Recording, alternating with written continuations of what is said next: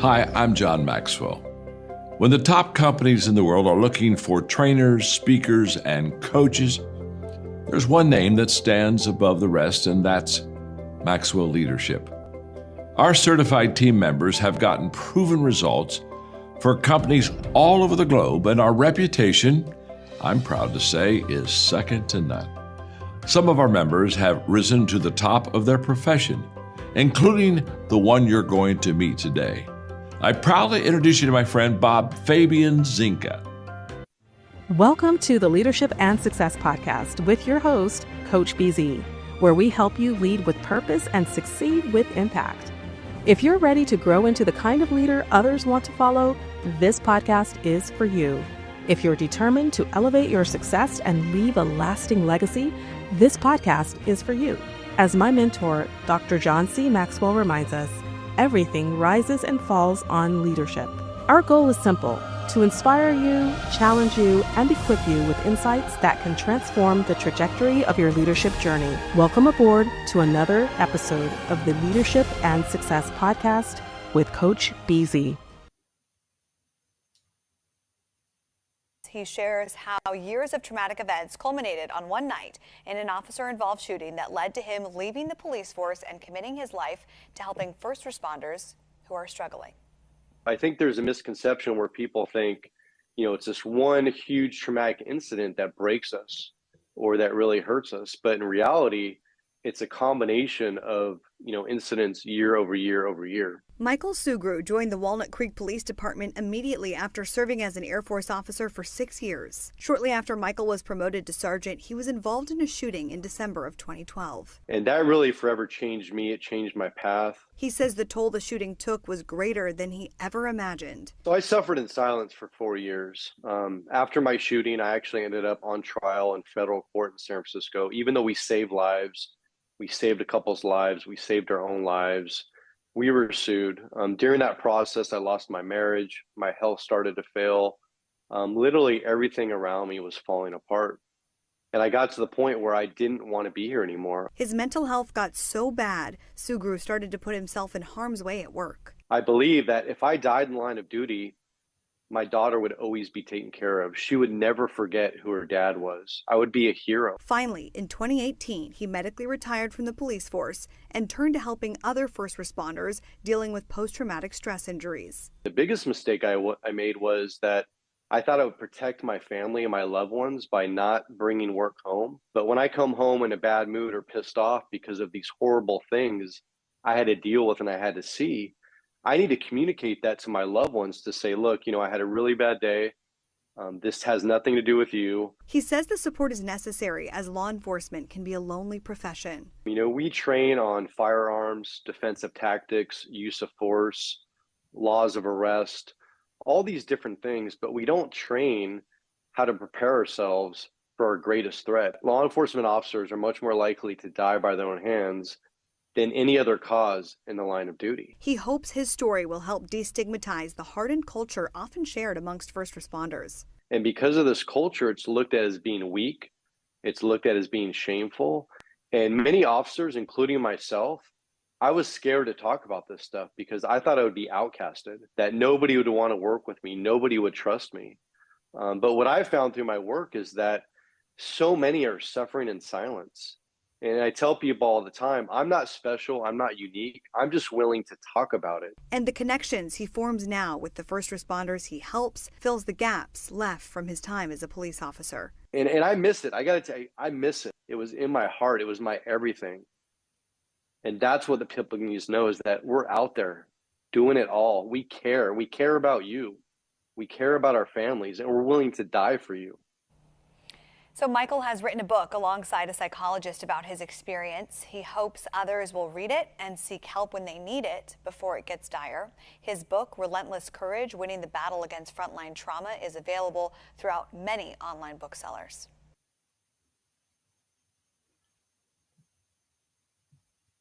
All right, everyone. Welcome to the second episode of the Leadership and Success podcast today, Monday, December 1, what we call today our Mental Health Day. This morning, I had the pleasure to speak with James Corbett, and now I am with Captain Michael Sugrue.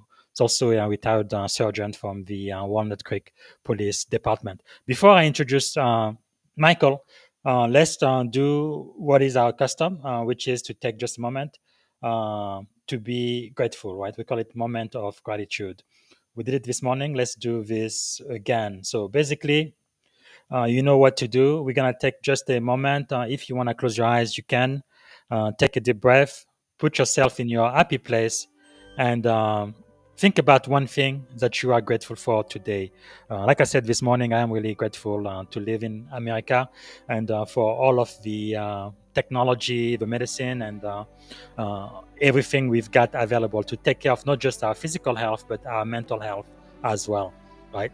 When people are physically wounded, everybody sees it, everybody knows it, and people are not afraid or ashamed to ask for help. But when somebody is wounded mentally, sometimes it's still kind of a stigma, and that really needs to stop. You need to ask for help when you need it, and there are so many avenues for help in America today. So hopefully this episode is going to help some of you watching where you can get better mentally. So let me see if I can introduce our guest really quick. Today we are talking with Michael Sugrue. So Michael pretty much began his law enforcement career in the U.S. Air Force as a security forces officer in 1998, and Michael specialized in law enforcement, global force protection, anti-terrorism, nuclear security, foreign airfield assessment, and air-based ground defense. So he served in a variety of assignments, and Michael served all over the United States, Europe, and the Middle East and South America. He was also a security force Phoenix Raven with a unique identifier of 1173. And he honorably separated from the Air Force as captain in 2004. Immediately afterward, he joined the Walnut Creek Police Department, where he served as a patrol sergeant. And he was awarded the Walnut Creek Police Department Distinguished Service Medal in 2014 for his heroic and life-saving action during a fatal officer-involved shooting in 2012. Michael ultimately medically retired in 2018. He's now a peer volunteer at the West Coast Post-Trauma Retreat and an ambassador for Save a Warrior. Michael is a dedicated advocate for awareness, prevention, education training on post-traumatic stress injury and first responder suicide prevention. Michael continues to speak at law enforcement agencies all over the United States. And he's also the number one best-selling author of Relentless Courage, Winning the Battle Against Frontline Trauma, along with Dr. Shauna Springer. They tackle the complexity of trauma within the law enforcement community, uncovering the unspoken barrier and outline a path to healing. So, ladies and gentlemen, if you would please help me welcome to the Leadership and Success Podcast, Michael Sugrue. Good afternoon, Michael. How are you doing today? I'm doing outstanding. How about yourself? Fantastic. Thank you so much for making the time to speak with us today. We've been trying to plan this for a while. Really admire everything you do and continue to do, not just for the military, but first responder and law enforcement as well. Maybe to get started, is there anything that you are grateful for today? My daughter. So my 15-year-old daughter is my absolute everything. And she is the reason why eventually I asked for help. And so, my purpose, obviously, I'm here to help military members, service members, first responders. Yes. But my first and foremost duty is being a father and a dad to my beautiful daughter. Wow. That is so wonderful. Is there something maybe about you that most people may not know? I like to collect retro Air Jordans. So Wow. it's kind of it Cool. actually started again when I was undercover. So I went undercover back in 2009. And I'd always liked the retro Air Jordans. I wore them in high school and college, but I kind of stopped wearing them and collecting them. And because of my undercover assignment, I needed a new look, and it sucked me right back into that addiction. And so now I Wow. literally have hundreds and hundreds of retro Air That's pretty Jordans. cool. I'm sure they're going to be worth quite a fortune for your daughter one day. Wonderful. And Yes. maybe can you take us back maybe through your leadership journey, your background on how you joined the Air Force and then the police department, and then all of the work that you are doing now to really bring awareness about PTSD and mental health. A- Absolutely. So my interest in the military and law enforcement started as a child. My stepfather was in law enforcement, and he was my hero, my role model, my everything. And so I set myself up for a career. At first, I thought it was going to be federal law enforcement. And so I knew to do that, I needed a 4-year degree and I needed some work experience. So I decided to look into the military, and I ended up getting a full scholarship through the Air Force to California State University, Sacramento. And initially, my commitment was only going to be 4 years. I was going to get out and then go right into like the DEA or the FBI or the Marshals. Mhm. But a lot of things happened. First and foremost, I was exposed to a lot of federal agencies, and I realized quickly that that's not what I wanted to do. I want to do more boots on the ground, wearing a uniform, driving a black and white patrol car, and being out there on the streets, interacting with people every single day. Wow. I ended up staying in longer. While I was in Germany, actually, 9/11 happened. And a short time after that, I found myself in the Middle East. And I ended up extending my time in the military, and I stayed in 6.5 years active duty. I got stationed back here in California at Travis Air Force Base. I was the chief of security forces. And at that point is when I started looking into civilian law enforcement and applying to different agencies in the San Francisco Bay Area, eventually hired by the Walnut Creek Police Department. And I'll tell you that, my whole career, both in the military and civilian law enforcement, I always had a plan. I always wanted to aspire to do greater and bigger things. And I hope to be actually a police chief someday in the civilian law enforcement world. But again, a lot of things happened. I'm sure we'll go into that, and things changed. And I did retire, as you said, but now my purpose is to just smash this stigma when it comes to talking about mental health. Yeah, I think that is so important. And I know there was a real stigma when I first joined the Navy 21 years ago. People didn't want to talk about it, and they were really suffering silently. And I think part of the reason back then, 20 years ago, is if you let anybody know in your command, you were actually at high risk of losing your job, because you would more than likely lose your security clearance, and then you would be of no good to the Navy. So people really didn't want to talk. Now, that has changed a lot since then. Thank God. And I think it is so important for all of us to really keep our mental health really, in a good shape. The same way we take care of our bodies. There really should be no stigma at all. But looking back, what leadership lessons you think from your Air Force days still guide you today? Well, one that just stands out first and foremost is when I was a brand new lieutenant, I had got assigned to FE Warren Air Force Base in Wyoming, where we dealt with ICBM, nuclear weapons. And I remember my first day, my commander, she was a lieutenant colonel, she was a missileer. She sat me down with my NCO. He was a tech sergeant, Pat Johnson, actually.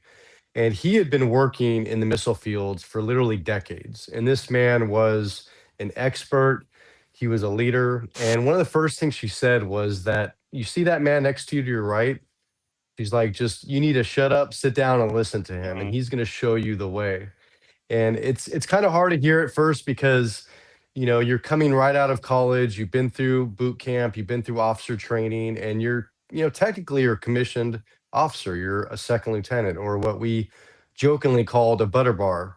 And the Yes. point is that there's still a lot of things to learn. And I think the most important lesson is to trust the people, in your circle, Mm, whether they're above you, below you, or their peers, yes. and to rely on them, to understand that you can't do it all your own, that truly it is a team effort, it's a Mm, team environment. And when you function as a true team, as a cohesive unit, and what was so important in my unit, I was a flight commander, I had 60 people that I was supervising.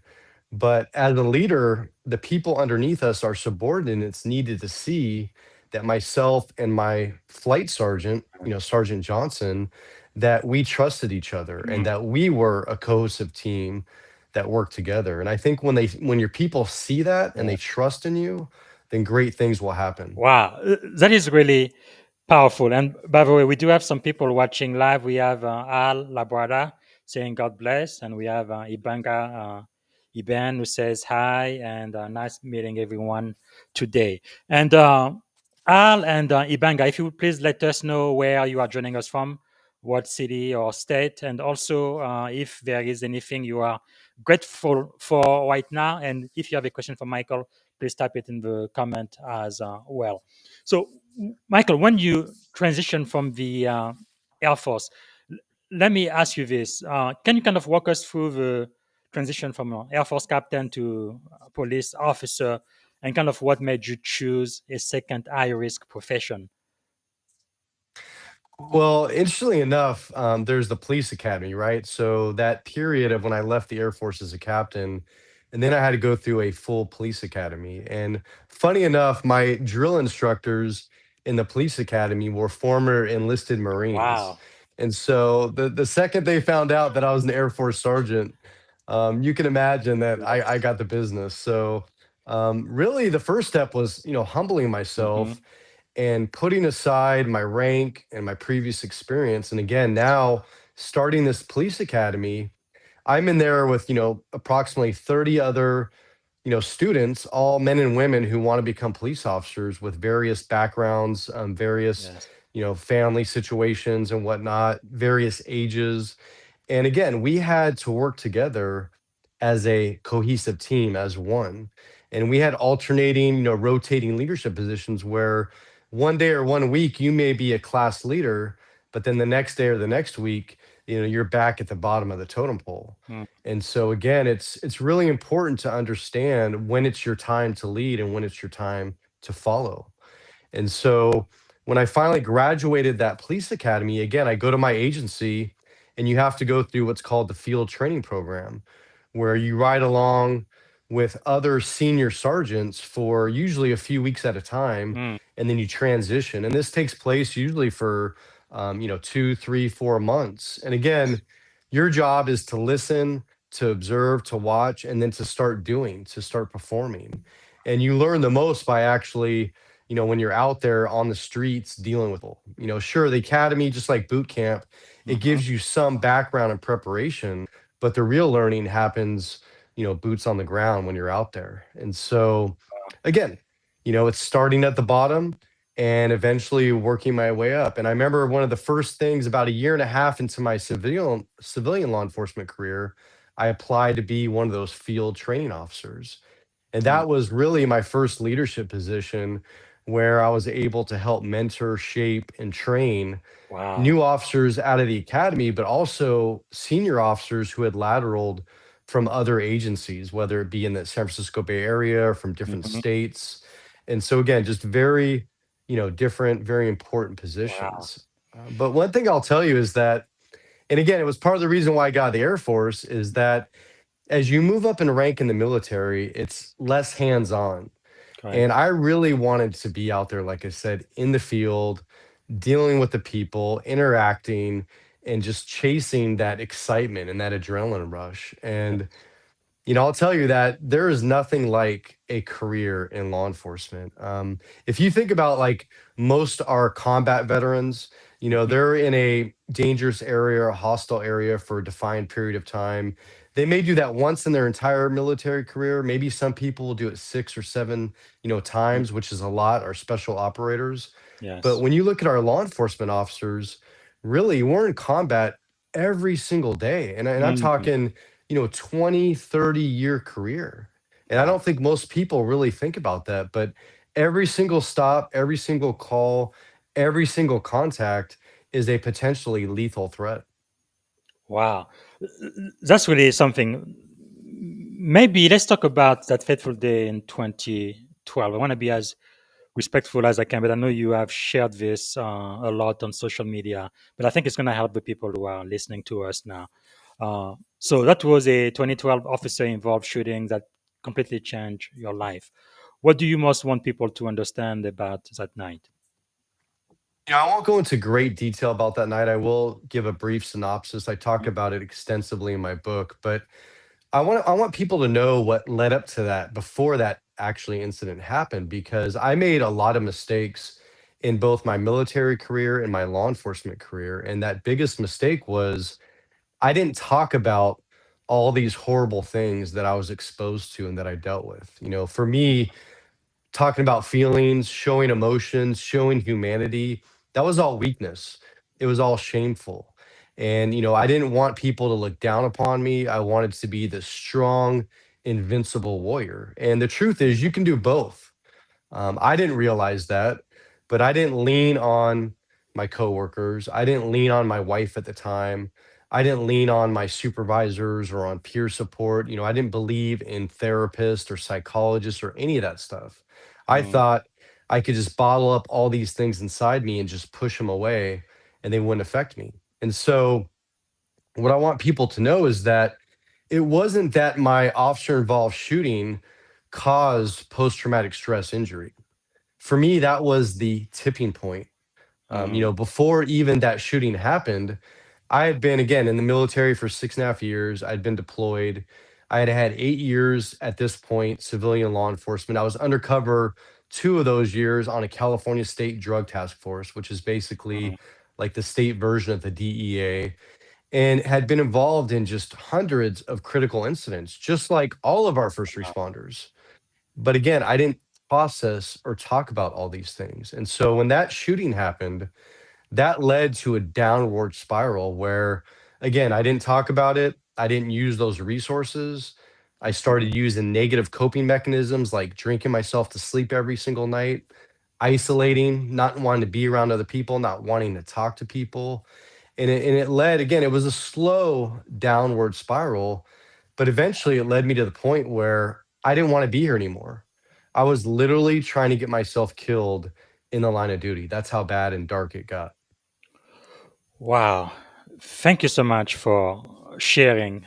In the aftermath, what surprised you most about how trauma affects even our strongest leaders, those war fighters you're talking about? Well, I think what surprised me the most was that while I was suffering in darkness for so long, I thought I was the only one. I thought there Mm, was something wrong with me. I didn't think it was normal. And in my recovery journey, once that started in the beginning of 2017 and went on for several years.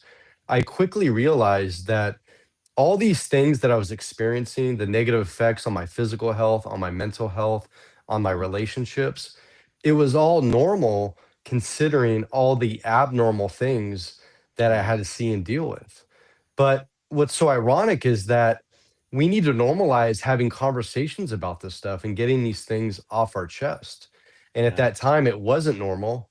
Nobody talked about this stuff. Nobody shared it. I didn't even realize till years later that there Mm, was other people in my own agency at various levels, whether it was peers or supervisors or subordinates, who were also suffering in silence. And when I started this journey of speaking across the nation, when I wrote this book, I received messages almost daily from all over the world, from other veterans, family mm, members of veterans, first responders, their family members who share very similar experiences and after effects. And yes. so, again, if there's people watching and listening to this, I assure you that you're not alone. And I assure you that the things that you're feeling and going through, again, are actually normal, giving all the abnormal things that we have to see and deal with.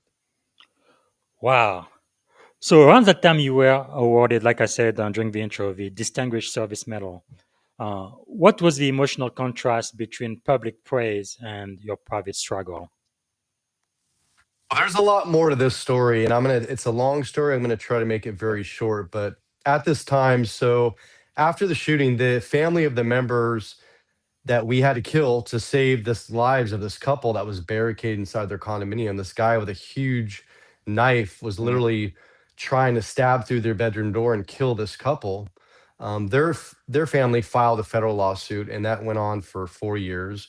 And so wow. during this time, it was, I want to say, about a year and a half after the shooting. The lawsuit's still pending.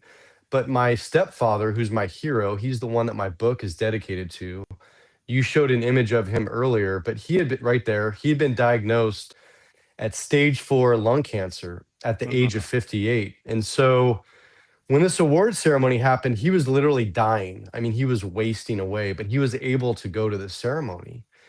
And all I wanted was for him to see us actually get the Medal of Valor. I was involved in the shooting with 3 other officers, and we saved, again, the lives of a couple, of a man and a woman who would have been killed had we not been there. And Mm. unfortunately, in my book and when I speak, I talk about something called administrative betrayal or institutional betrayal. And I was specifically told by higher ups that our life saving actions that night, even though we ran towards danger and we saved this couple, that it didn't meet the level of the Medal of Valor. And What? so, yes, exactly. So imagine that here I am, my father's dying, my hero, and I was told by my command staff that we, my officers and I, were not worthy of the Medal of Valor, that we were just doing our job and that it was dangerous, but it didn't rise to the level of Medal of Valor. And so Mm. to this day, that crushes me and it makes me so angry because Wow. none of those people above me had ever been involved in any incident like this. None Yeah. of them have ever been awarded either of those medals. And here we were doing our jobs, and my officers were absolute heroes. Mm. And they're heroes today. They were heroes that night, and they'll be heroes the rest of their lives. And I'm damn proud of all of them. Thank you so much for sharing. Really, that's, in my opinion, that's really what true leadership is all about. It's really about your people, taking care of them, even when you have a chain of command that sometimes doesn't understand or doesn't do the right thing. Wow. Now, by reading your work, there is one thing I noticed. Like in the military, we talked about PTSD, right? Post traumatic stress disorder, but you mostly talked about PTSI, post traumatic stress injury. So, why is language so important in healing? It's extremely important because it comes down to the stigma. For me, and I think for many others, the word disorder has a very negative connotation. It takes the power away from you as far as healing. It makes you think that you're stuck with this condition and that you can't do anything about it.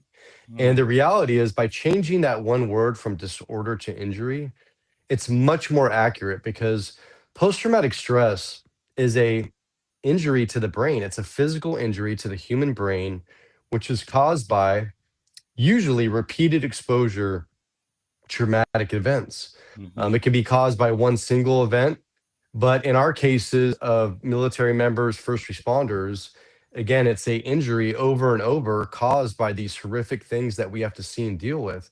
And it causes a physical and chemical change to the human brain.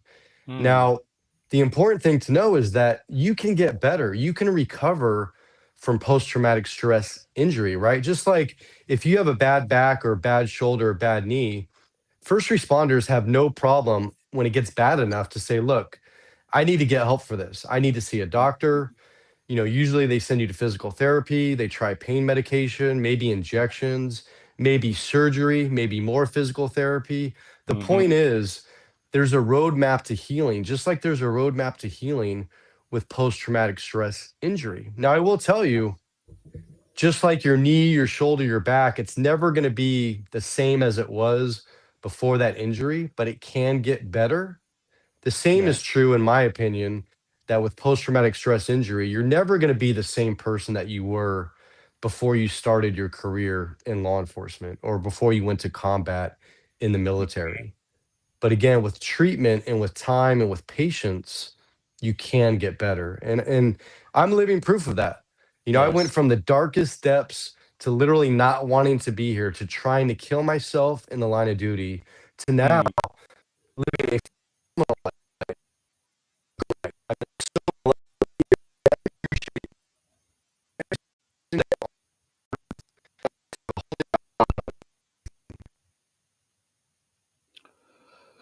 Wow. And Michael, you can still hear me, right? I think we lost you a little bit just a minute ago. Okay, okay, I can hear you back. So for the people who are watching right now, those who are listening, whether in the military or first responder, what do you want to say to them who might be going through PTSI right now? First of all, I want to say that I understand it. I get it. But also know that countless of your brothers and sisters out there, they're also going to understand it. They're also going to get it. And there's endless resources out there that I had no idea about until I started this journey of recovery. Even in the back of our book, Relentless Courage, there's an entire resource section. Things that are free, things that are confidential, things that, people that you can talk to 24/7. Again, I want you to know that there's hope. I want you to know that there's help. Now, I will tell you that that fateful day when I finally asked for help after 4 years of struggling in silence, it Wow. was to this day the hardest and most difficult thing I've ever done in my life. More difficult than anything deployed in Mm, the military, more difficult than anything in law enforcement, including that shooting. But wow. asking for help, to this day, the most difficult thing I did, but it saved my life. And I'm so glad I did it. And so Yes. if you're out there suffering in silence, please reach out to somebody you trust, somebody you love, or reach out to me. You can contact me any day on any platform. I'm out there, I'm available. If you need resources, I will point you in the right direction. But please just take that first step, and I guarantee you it'll be worth it. Thank you so much. And I know there is also a new number now for a couple of years now, like 911, I believe it's 988, and people can call to get immediate help. But like I was saying earlier when I started the show, I am really grateful for all of the resources we have available in this country. And I really like what you say. I understand it and I get it. And people really should be asking for help. So let's talk about your number one best-selling book. I think this book is so crucial, and you're really helping a lot of people with it, right? It's been called one of the most important books of our time. Why did you decide to tell your story publicly? So it's actually a great story. I never planned on any of this. I never envisioned it. It all started back in 2019 with a single podcast interview. Wow. A guy I didn't know. He was a former first responder. He was big into fitness. I was into fitness. I still am. And he hounded me for months to be on his show, and I didn't want to do it. And he eventually got me to the point where I couldn't say no. And thank God he did that, Wow. because when I first shared my story, again, I started getting messages from all over the world. Wow. And I realized that this was my true mission. This was my true purpose. And that led to interview after interview. Eventually, it led to public speaking. And the Mm, story of the book, again, another miraculous story. I believe everything happens for a reason. But yes. right before COVID happened, Dr. Shauna Springer, I didn't know her. I was connected to her on LinkedIn. She actually reached out to me and wanted to just have like an intro conversation to talk about what I was doing in the mental health arena and to see what she was doing. Hmm. And it turned out that, Dr. Shauna Springer, she's a Harvard graduate. She's a clinical psychologist, a PhD, and she worked for the Department of Veteran Affairs for many years as a clinical psychologist. And she had worked with hundreds and hundreds, if not thousands, of combat veterans. And at Wow. that point, she'd already written a couple books. I believe one or two by herself, and then collaborated with some other veterans. And in that call, I shared my story with her. My the story that's in the book, and it goes all the way back to childhood until current Hmm. day. And after hearing that story, she asked me, she's like, "Have you ever thought about writing a book?" And I kind of laughed because I said, "Well, I very briefly thought about it." I said, "But, post traumatic stress injury has really changed me. I've kind of lost a little bit of my focus. I've lost some of that drive and that concentration. And I'm just burnt out too of decades of report writing. And I just don't know if I can do something like that." And so we left the conversation at that. A couple weeks later, Dr. Springer hits me back up and she says, "Look, Michael, I can't stop thinking about your story." She said, Wow. "I've heard hundreds and hundreds of stories, but your story, it's going to save countless lives." And Yes. without even meeting her in person, literally our second phone conversation, she said, "Look, I want to do this book with you. I want to make this happen." And Wow. I knew in my heart in that moment, I didn't even pause or hesitate. I said, "Let's do this." And Yes. we didn't even meet for because COVID then happened, and we didn't meet in person until like a year later. And we had been doing Zoom meetings every single week, over 2 hours long, going back and forth. Wow. And we came up, like I said, with this groundbreaking book, which there is no other book like it in the world that I know about. And the Yeah. format is very unique because every chapter is split into two parts. The first part is my story told in my voice. But the second half of every chapter, Doc Springer comes in, she breaks everything down, she explains it in Mm, very easy to understand terms, and then together we show a real pathway to yeah. healing. And that's why, I mean, this book is saving relationships, it's saving careers, but it's saving lives around this world every single day. Wow, that is really beautiful to see. And we're talking about Dr. Shauna Springer, and you can find her on LinkedIn, and she has a PhD. And yeah, it's really powerful. Wow, because something about your book. Let me ask you this: what was the hardest chapter for you to write?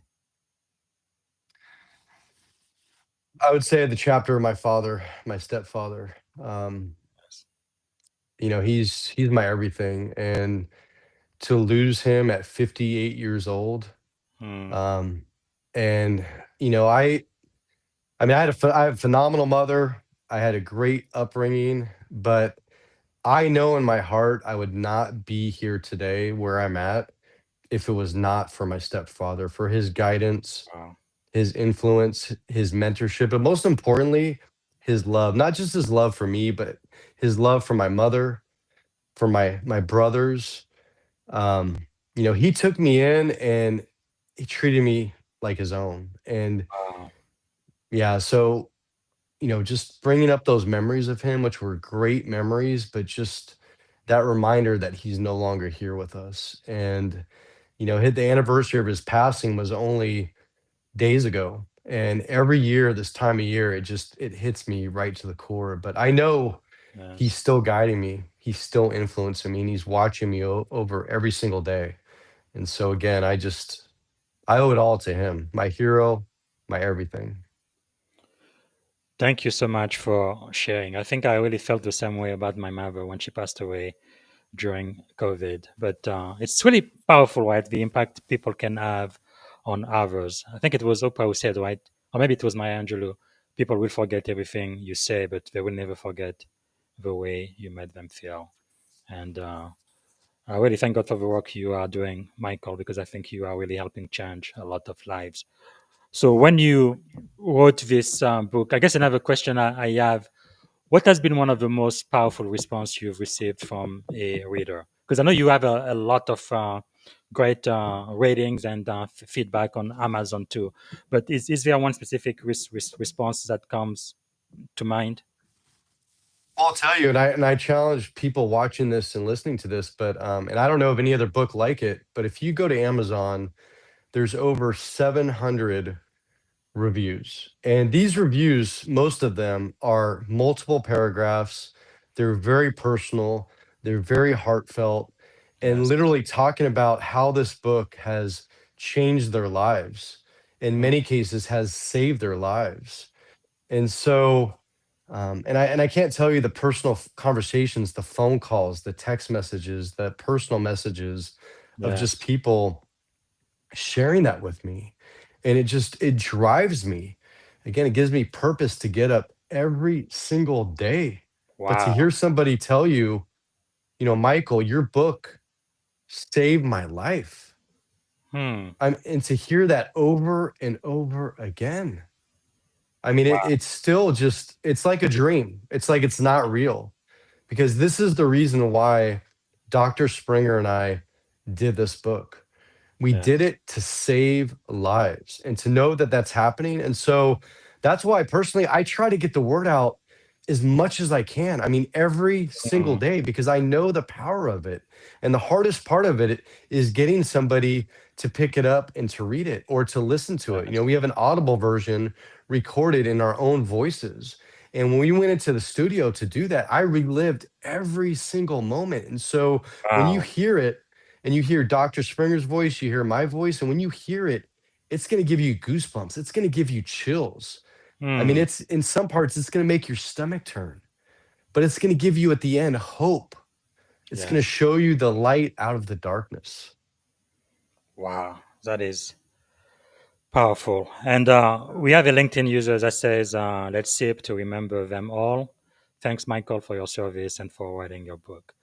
Yeah, that is so powerful. And I always encourage people to write a book because even long after you are gone, your book can still have a incredible effect on all of the other people. So, again, for the people who are listening to us, and especially those in uniform and first responder and in law enforcement, what is one insight from the book that you think every leader must understand?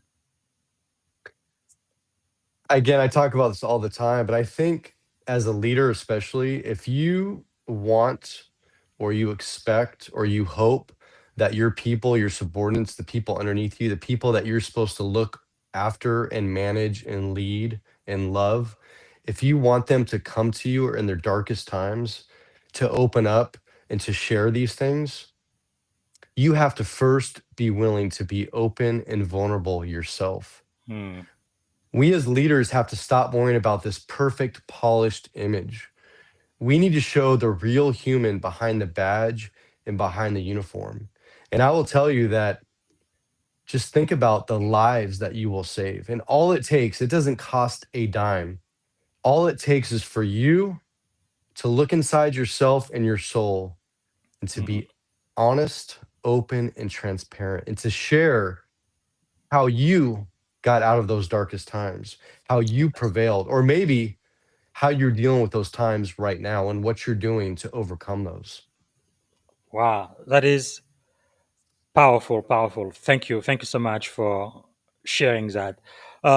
Let me ask you this. I guess you kind of alluded to it earlier. I guess with PTSI, maybe you will never be completely healed, but definitely you can improve day by day. What are some of the daily habits or practices that kind of keep you grounded? I think that's a great question because you have to do maintenance, right? It's just like physical fitness. So there is things that I have to do every single day, and some things maybe once a week or once a month. But first and foremost, I have to go to the gym every single day. For me, working out, it also forces me out of isolation to be at the gym, to be in a public, somewhat social environment. Hmm. Usually I try to work out with another veteran or first responder friend of mine where again I can have these open and frank discussions as we're working out and they can do the same. Um, I practice meditation. I Wow. practice gratitude every single night. So before I go to sleep, I think of just three things, three simple things that happened in the day, and it could be anything. I mean, it could literally be, I had lunch with a friend today, or I Yes. got out of bed today with no physical pain. My back's not hurting today. Hmm. Or maybe I got to see my mother, or maybe I went to a concert or a basketball game or a hockey game. Maybe Yes. I had just had a great dinner. But the point is that no matter how bad your day was, there's always going to be at least three things Hmm. that we can be grateful for. And so you train yourself in your mind before you go to bed to finish with positive thoughts. So hopefully that also affects your dreams as opposed to nightmares. Yes. Whereas if you go to bed, thinking about negative thoughts and something horrible that happened that day, likely that's going to influence your dreams, your nightmares, and your mood for the next day. And so it's really important to practice gratitude. And you know what? Maybe you can't come up with three things, but maybe you can come up with just one thing, Yes. and whether you write that down or you just think about it. And again, you like we did at the beginning of this interview, right? You Yes. practice gratitude. I mean, you were the perfect example of that. And I did that while you were talking about it. I closed my eyes. I thought about something I'm grateful for today, and it actually boosted my mood for this interview. True. So, True. and it's one of those things that we can do anywhere at any time. But it's one of those things. Once you start and you get into a rhythm of it, it can change your life. So And I will true. tell you though, this is important. I still go to therapy. I don't Yes. go to therapy twice a week like I did when I started my recovery journey, Hmm. but I go once a month, where again I can talk about anything and everything. All it is having a conversation Wow. with somebody where it's protected, where it's safe, where you're Hmm. not being judged, where you're not being looked down upon, and you're getting these things off your chest. That is so powerful, especially for the junior officers and enlisted who are listening right now. I'm especially talking about male. I think women are a lot more smarter, in my opinion, than most male, Yes. especially in the military. I guess we have too much testosterone. It's like alpha male. We always competing and stuff, and we really act like kids sometimes, where you get injured and you are suffering, but you're like, no, I won't say anything because I am strong. I am an alpha male. I can take it. No, you can't. You need to ask for help and you need to go through therapy, right? It's not sissy, it's not gay, it's not girly. You are a man and you need help, and it's okay to ask for help. Again, I think it's a cultural thing, and definitely in the Navy specifically. I can speak about the Air Force, but in the Navy, 20 years ago, it was really bad for people. It didn't encourage people to raise the hand and say, "I need help," because there could be some serious negative consequences to their career and their security clearances. But as of right now, it's definitely open. They want you to get help because too many people are dying in silence, and that's absolutely not acceptable. Thank you so much for sharing. So the last question I'm going to ask you, we have about maybe 10 minutes left, but I want to ask about the title of this wonderful book. What does that mean to you today? Relentless Courage. It means that in this journey of recovery, your courage has to be relentless. It's not just a one-time thing. It's not a one day, Mm, but it takes courage throughout your entire journey. Just like it takes courage, we all know being in the military, being a firefighter, being a paramedic, being a police officer. It takes courage for you to put that uniform on every day and to respond to those 911 calls, those calls where most people would run away from and mm, we're expected to run towards. But you have to take that same type of courage and you have to apply it to yourself and you have to fight for your life.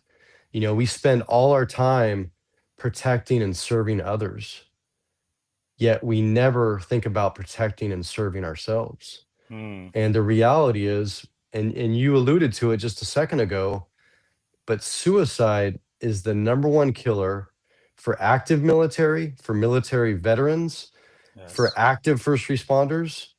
You're much more likely to die by your own hands than the hands of Mm, another. That's wow. a fact. It's a sad fact. We don't talk about it.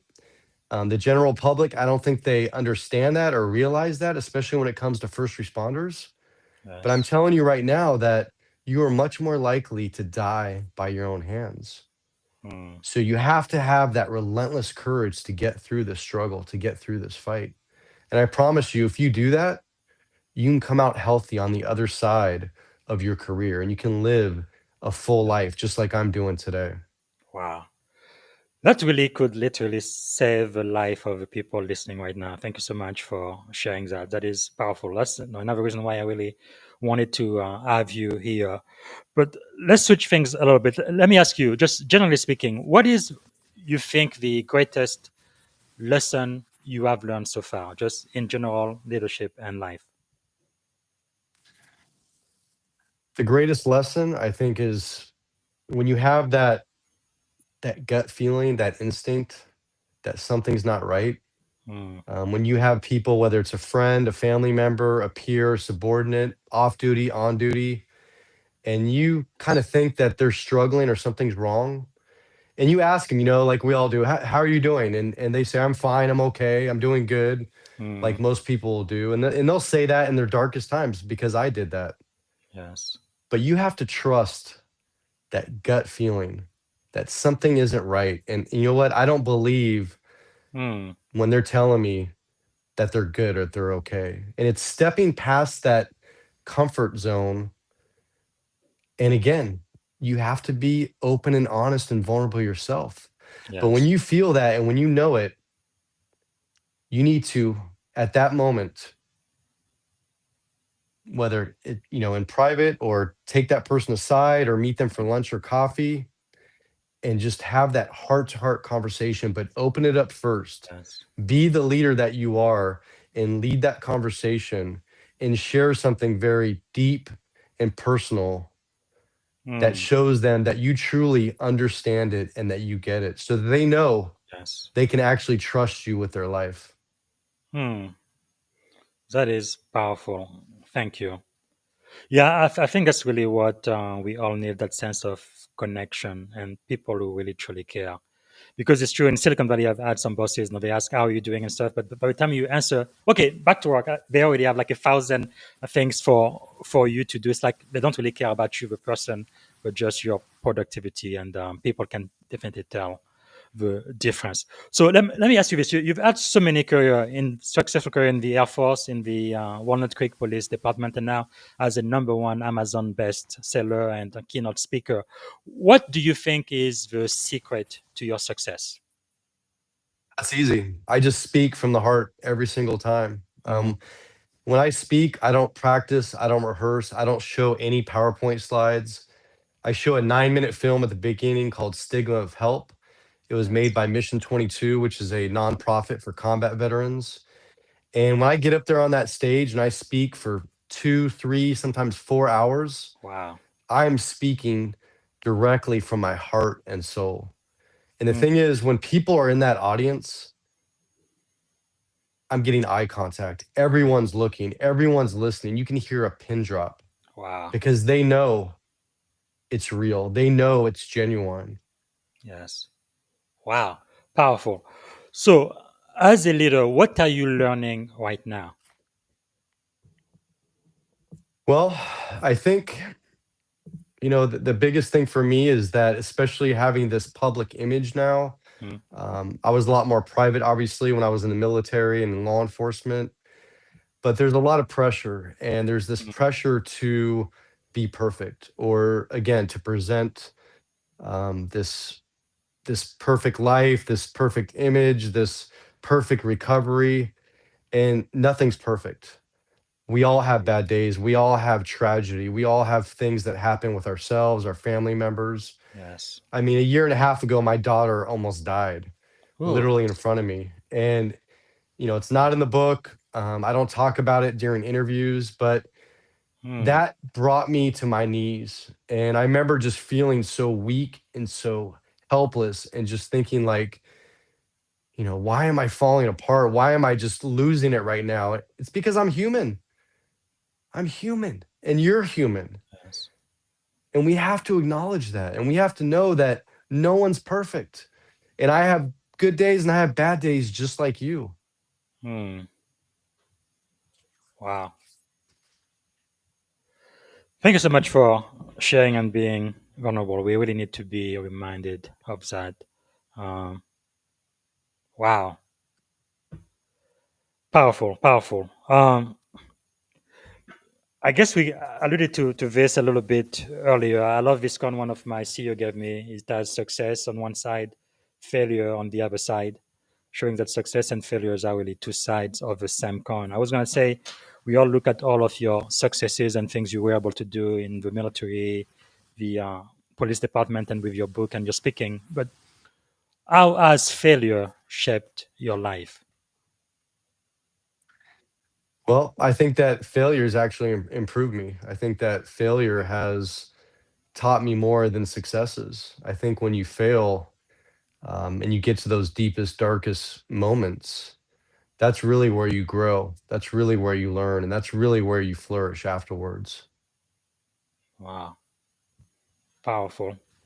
Yeah, it's true. You don't really learn very much from your successes, do you? Uh, wow. So, who are the people that you know that we should know, or some of your mentors, thought leaders, or people that you follow who've had a significant impact in your life that we should know? I think Lieutenant Colonel Dave Grossman. I think a lot of people are familiar with him. He wrote On Combat, On Killing. He's written over 12 Yeah. books.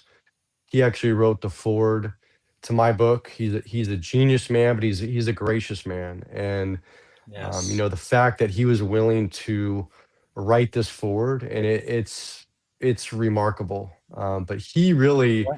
was one of those people decades ago who Hmm. started these talks about resiliency Yes. and overcoming this adversity as military members and as first responders. And he was an inspiration for me as a very young police officer. I actually got to see him speak a few Wow. times live. And he didn't know me. I reached out to him on a whim while we were writing the manuscript before this book was published. Hmm. And kind of a cool story, but Yes. I just, I reached out to him on a whim, and I said, "Look, sir, I've always looked up to you. I've admired you. You don't know who I am. I know who you are, but we're writing this book." Wow, And I kind of explained it. And I just said, would you powerful. be willing just to read part of the manuscript? And, if you like it, maybe give us a line or two that we can use on the cover Mhm. or the inside of the book. And Yes. without even hesitating, he agrees. Wow. And I got to tell you, this is kind of funny. So a few days later, he'd really gotten into the book. He wasn't done yet, but he said, "Look, he's like, if I die tomorrow, you can use this quote." And it was, I mean, it was a very Wow. strong quote, very powerful, and that's how much he liked it. And so I remember I went to my co-author, and we weren't even going to do a forward, and I said, Wow. "Hey Doc, think about having Colonel Grossman write a forward to our book." And I said, "I don't know if he'll do it."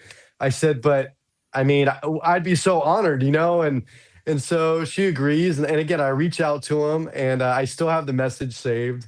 And again, I was Wow. all kind of nervous and shy, and I'm like, "I don't know how to ask you this, but would you know?" And I say it after this long email, "Would you be willing to consider writing the forward to our book?"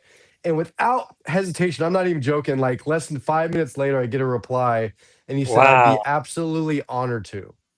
And so, I mean, again, this he That is didn't know me, powerful. right?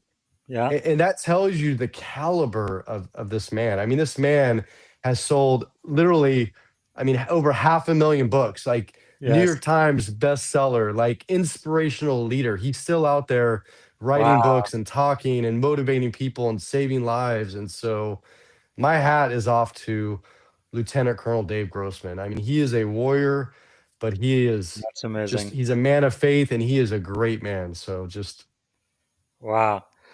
And also, I believe he did say that no, his number one best-selling book on combat, which is there on the screen, he said that the book that you wrote is really the succession to that, which is really, really powerful. Wow. So that's where I would ask you then, are there any, actually, before I ask that, if you could have dinner with three people, right? Doesn't matter who they are, dead, alive, or even mythical figures, who would you choose and why? so first would be Michael Jordan. Yeah, He's the GOAT. He's the greatest basketball player of all time. that's And right. I'm a huge basketball fan. I have partial season tickets to Yeah. the Kings. And I I should, I just should love have you. basketball. I should have you talk with my daughter who believes that LeBron James has anything on Jordan. But yeah, I agree with you for sure. I love, and I don't get starstruck. I've met famous people, but just Yeah, I'm just inspired by him. And so I'd love to absolutely. have dinner with him. So, The next, let's see, it's difficult, right? But I would say actually Jake Gyllenhaal, who is one of my favorite actors. My favorite movie is called End of Watch. I actually watched it so many times, I actually burnt out my Blu-ray, and wow. I had to buy a new one, and I watched it at least twice a year. But I'm actually hoping and praying that someday my book, Relentless Courage, gets turned into a Hollywood movie, Yes. and Jake Gyllenhaal is who I want to play myself, not because he looks like me. He's much better Yes. looking, but because he's a phenomenal actor, Wow. and he has that intensity. And so to have dinner with him and talk about this movie that he's going Mhm. to star in, I think that would be Wow. phenomenal. Absolutely. Absolutely. Wow. That is great. One more. One more, I would say Clint Eastwood. Yes. So I actually got to meet him when I was younger. My stepfather Mm. was a sergeant for the Sausalito Police Department, and they were Yeah. filming the Deadpool, which was Mm. the last Dirty Harry movie. Yeah. And to give people perspective, it's when Guns N' Roses first got famous, because in the beginning of that movie, they play Welcome to the Jungle. And there's Yes. Liam Neeson's in the movie, like all these famous people I never realized because I just Yeah. rewatched it. But Clint Wow. Eastwood, in my opinion, is one of the greatest directors, actors of all time. And I did get to meet him and Absolutely. talk with him, but I didn't get to sit down and just have dinner with him. Yes. And again, just a great man, and he has so much knowledge and wisdom. And I would just Yeah. love to have a great, just personal conversation with him over some nice filet mignon. That's really wonderful. I know about 10 years ago, I think he still does. He has a restaurant in Carmel, right? Monroe Yes. County. And sometimes you would see him there playing the piano too, which is pretty pretty cool. Well, oh, by the way, we have another comment from LinkedIn. Tracy says, glad tuning in from Houston. Hello, Sergeant and Coach. Thank you so much. And Tracy, let us know if you have a question for Sergeant Michael Sugrue, and also where what you are grateful for. Okay, we are almost done. Actually, we're almost at the top of the hour. Can you give me 5 more minutes before we shut down this interview? Yes. Okay, thank you. So, what are some of the books that you've read that you think we should read without counting your books? Definitely, I want everybody to go right now and purchase a copy of Relentless Courage. And you've also mentioned On Courage by your mentor right there. On combat. Is there any other book you would recommend for the audience to read? Well, I have to give a shout out to my co-author, Dr. Shauna Springer, but she wrote Yes. Warrior, actually before we wrote Relentless Courage, Mm-hmm. and phenomenal book. I highly recommend that to anybody who has served in the military, any Yes. family members of those who have served in the military, any first responders. Highly recommend that. Another one of my I would say, absolute favorites is The Body Keeps the Score. Hmm. And I actually listen to that on Audible. I actually prefer Audibles these days, and I think that's probably because of post-traumatic stress. Yes. But The Body Keeps the Score just really hits home on how post-traumatic stress affects your body, affects your mind, affects your relationships. And Yes. I think that book, I mean, anybody, I'm not talking about just first responders. I'm talking about anybody on this planet Earth, Hmm. whether you're, I would say, a preteen to 90 years old, Yes. doesn't matter your background, your ethnicity, your religion, your career, it doesn't matter. The Body Keeps the Score will be absolutely life changing for you. Wow. Thank you so much for sharing that, because we do read a lot here. Let me ask you this: if you had one and only one day to live, what would you have liked your final contribution to be? Final thing to do or final contribution? Final contribution. It could be final thing to do. I guess one last thing you would like to do or be remembered for if you only had 24 hours. I think just being a loving father and dad. That's really all that matters to me. At the end of the day, if my daughter just knows how much I love her and how much I Yes. care about her, um, that nothing else matters. I mean, that is the single Wow. most important thing. Powerful. And if you had a magic wand could solve any problem when you wake up tomorrow morning, which one problem you would like to solve? I would say the division in this country, Yes. and actually all over the world for that matter, not Yes. just this country, but there's so much division, there's so much hate, so much Yes. separation. Mm. And I really, if I could just fix it where we all came together as humanity and respected each other, loved Yes. each other, appreciate each other for their own unique values and beliefs, and instead of judging and being separated, that would be it. Absolutely. That is really powerful. I know in the Navy, like in the Air Force, we have core values like for the Navy: honor, courage, commitment. I think that's really what keeps all of the sailors around the world, and those who can be for me and those who will enlist after me, together, right? Because we have the same value. And I feel like in our country, you're right, we need to go back to our core values, what really America stands for. And yeah, it's kind of sad. I am kind of leadership sad right now, really, from the top of the leadership in the country, and all of the division in politics and races and gender and all of that. This is very, very sad. We could do so much better. But I think it goes back to really having great values and then valuing other people and trying to add value to them. So thank you so much for sharing. Okay, we've come toward the end. What can we do to add value back to you, Michael? Thank you so much for adding so much wisdom and value to the audience. How can we add value back to you?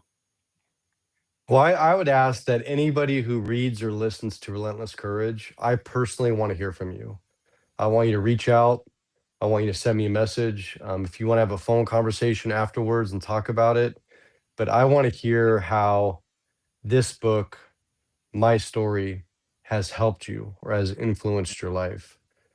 Again, I'm on every social media platform that you can imagine, from Facebook, Instagram, X, Truth, Parlor, LinkedIn, Snapchat, TikTok. I mean, you name it. Just Yes. type in Sergeant Michael Sugrue. Send me a message. I check them every single day, and I promise you, I will get back to you. Wow. Thank you, thank you, thank you, thank you. Okay, let me ask you this question before we do the final rapid fire. Uh, if you could go back and give a piece of advice to your 17-year-old self, right? Standing at the edge of this incredible career you've had in the military, the police department, and as a creative number one best-selling author and keynote speaker, what would you say to 17-year-old Michael? I would say always put your family and your loved ones first before any career, before any profession, before any goal or achievement. Truly know who loves you and has your back. And the priority is what's at home, Mm, not the job or the career. powerful. Okay, to end the show now, it's going to be rapid fire, so don't take too long to think. But what is one word that defines leadership? Courage, Courage, yes. Morning routine or practice that keeps you grounded? working out, Okay, a book or a quote that changed your life? uh, on combat. On combat, and this is the one by your mentor right here. Wow, powerful. Okay, who inspire you the most today? My stepfather, Mike Gormley. Yes. Wow, powerful. And what did you want to be when you were a kid? What I became, I wanted to be a military officer and then a police officer. Fantastic. So few people actually do what they wanted to do when they were kids. So, three adjectives describing you as a kid. I would say perfectionist, Mhm. shy, and driven. As an adult? Now or before my Uh, recovery? let's do now. Now, I would say loving, caring, and emotional. Okay, just for the heck of it, before your recovery, what were they? I would say a hard ass. I would say motivated and driven. Okay, quite similar. All right, this is the very, very last question. Actually, before I ask you this one, is there a question I should have asked you that I haven't asked yet? Anything you wanted to talk about that we didn't have a chance to? I don't think so, but I am going to challenge you on this show. And I think that if you were to read or listen to this book, you're probably going to want to do another interview, number one. But number two, this book will change your life, and I guarantee it. Yes. Wow. Powerful, powerful. Okay, this is it. The last question. What is one word that represents our shared experience on this podcast today? One word. Humanity. And for me, I am almost always grateful. Thank you so much for your time. Thank you for being one of our master teachers today. And mental health is extremely important. Thank you so much, Sergeant Michael. I appreciate that. Thank you. Thank you. Take care. Bye. All right, everyone. That was quite a show. That was Sergeant Michael Sugrue, best-selling author of Relentless Courage, Winning the Battle Against Frontline Trauma, with co-author Dr. Shauna Springer. All right, encourage everybody to get a copy of the book. I'm going to be back here tomorrow morning. I will have a 10-minute AI recap from a previous interview with Lieutenant Colonel Johnny Lynham, U.S. Air Force retired. He's a founder, investor, and author from the front line to financial freedom. And then on Wednesday, I will have interview with a legendary strategist, three-star soldier scholar, serial best-selling author, Lieutenant General Milford Beagle is going to be here. We're going to be talking about When the Map Runs Out, which is his instant best-selling book just published this year. And finally, on Thursday, I will have the privilege of speaking with Janet Foudy. She is the co-author of Arrive and Thrive, #1 best-selling book, a transformational leader, best-selling author, and LinkedIn top voice. So you do not want to miss it. And thanks again for watching the show today, and I will see you tomorrow. Bye for now. Thank you for tuning in to the Leadership and Success Podcast with your host, Coach BZ. If today's episode added value to your leadership journey, be sure to subscribe, share, and join us again for more wisdom nuggets on how to lead better and achieve greater success. Remember, leadership is the most critical skill of our time. The world will always need leaders to inspire others, drive innovation, and execute meaningful strategy. So why not count yourself among the bold leaders shaping the 21st century? Until next time, stay inspired, stay committed, and keep leading with excellence.